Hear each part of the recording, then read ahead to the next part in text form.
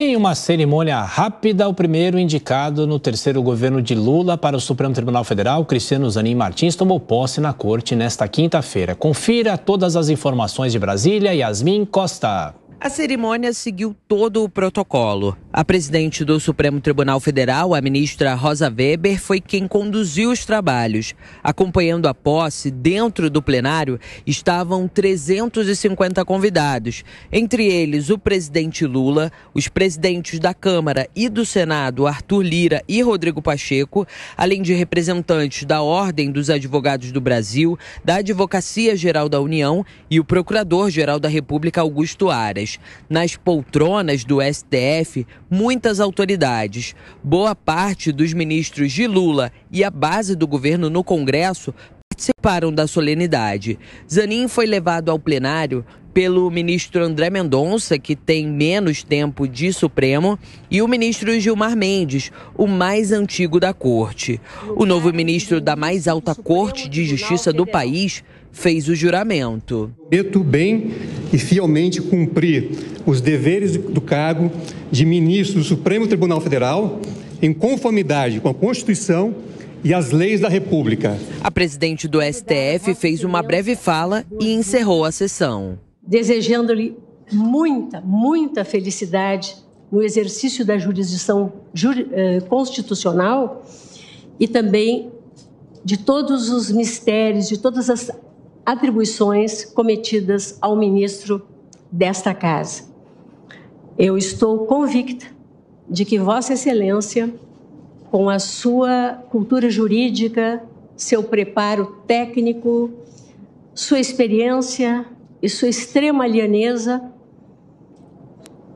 enriquecerá, sobremodo, este colegiado. O novo ministro Cristiano Zanin vai começar a participar dos julgamentos presenciais no STF a partir da próxima semana. Ele vai assumir pelo menos 520 processos que estavam sob a relatoria do ministro Ricardo Lewandowski.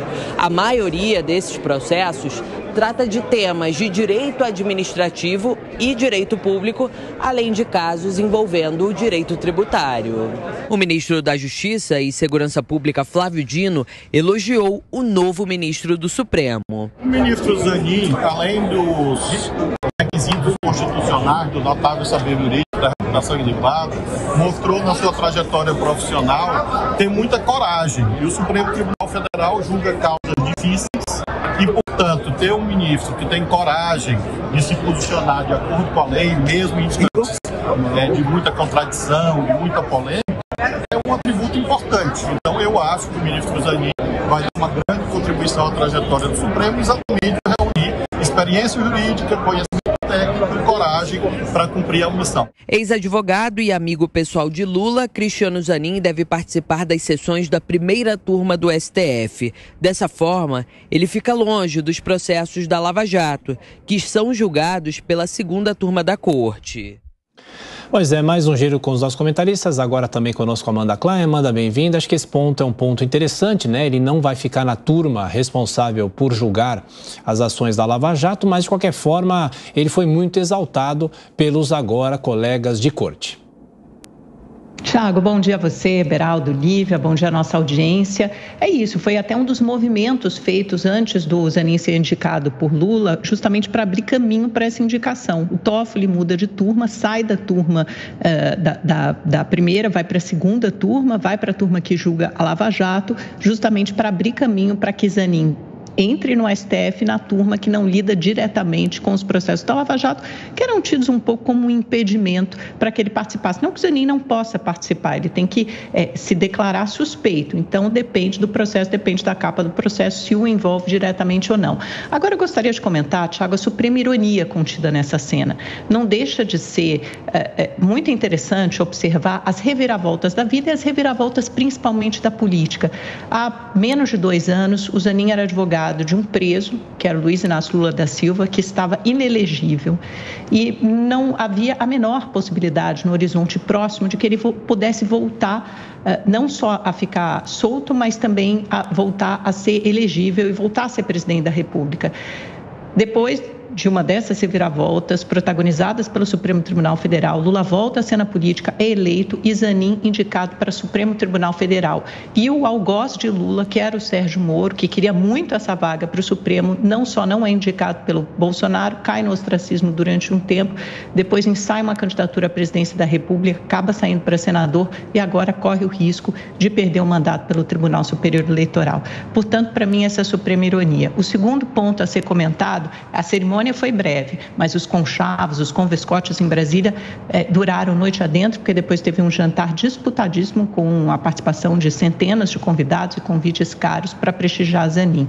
E aí, os principais candidatos à próxima vaga do STF, que se abre agora no segundo semestre com a saída de Rosa Weber. Estavam todos lá na primeira fila. Tem o Jorge Messias, que é advogado-geral da União hoje de Lula, o Bruno Dantas, do TCU, o próprio Flávio Dino, que vimos na reportagem, ministro da Justiça, não posso esquecer ninguém, Luiz Felipe Salomão, tinha até anotado os nomes aqui para não esquecer ninguém, do Superior Tribunal de Justiça. Sim. Então, estavam todos ali, o pessoal já de olho na próxima vaga, na expectativa de poder. Chegar nesse ponto, chegar a ser ministro do STF, exigiu muita articulação, né, Beraldo? Mas agora o trabalho mais difícil começa a partir dessa posse. Ele herda mais de 500 processos que estavam sob a guarda de Ricardo Lewandowski. E entre os principais, e talvez um dos primeiros a serem discutidos, a serem julgados, é o que trata da validade do modelo de juiz de garantias. Um processo que se arrasta há muito tempo na Suprema Corte. E outros também, como a lei das estatais, ações que envolvem o ex-presidente Jair Bolsonaro na condução da pandemia de Covid-19. Quais são suas expectativas em relação à atuação de Zanin? Lívia, não exigiu articulação do Zanin, não. O Zanin só exigiu uma amizade, né? A amizade que ele construiu com Lula, foi apresentado a Lula pelo sogro, Roberto Teixeira, que sequer foi convidado para a cerimônia de posse de Cristiano Zanin, segundo notícias que lemos ontem nos jornais. Zanin chega ao Supremo Tribunal Federal, jovem, vai ficar mais de 3 décadas na corte. O que levou o Zanin até lá, ao contrário da suprema ironia mencionada pela Amanda, aliás, bem-vinda, Amanda, bom dia. Eu vejo isso, na verdade, como uma suprema tristeza, né? A gente vê tudo o que aconteceu com o Brasil, porque, de novo, não há qualquer dúvida sobre o que aconteceu no Brasil durante os governos do PT. Houve corrupção, houve roubo, houve dinheiro em malas, houve dinheiro na Suíça, houve campanhas presidenciais de governadores, de deputados e senadores bancados com dinheiro roubado da Petrobras e outros órgãos públicos. Tudo isso aconteceu. Mas aí vira o cenário político, vira o vento e o judiciário se deixa influenciar por esses interesses políticos. E aí está Lula solto, presidente da República, Cristiano Zanin, que foi seu advogado e somente por isso se torna ministro do Supremo Tribunal Federal. Será confrontado com uma série de desafios, com uma série de matérias extremamente importantes que têm impacto na vida brasileira, na conjuntura social brasileira, e espero que tenha independência, que possa se ater à lei e que faça a migração bem-sucedida de advogado, que é a experiência que ele tem, para ministro do Supremo Tribunal Federal, que é algo completamente diferente.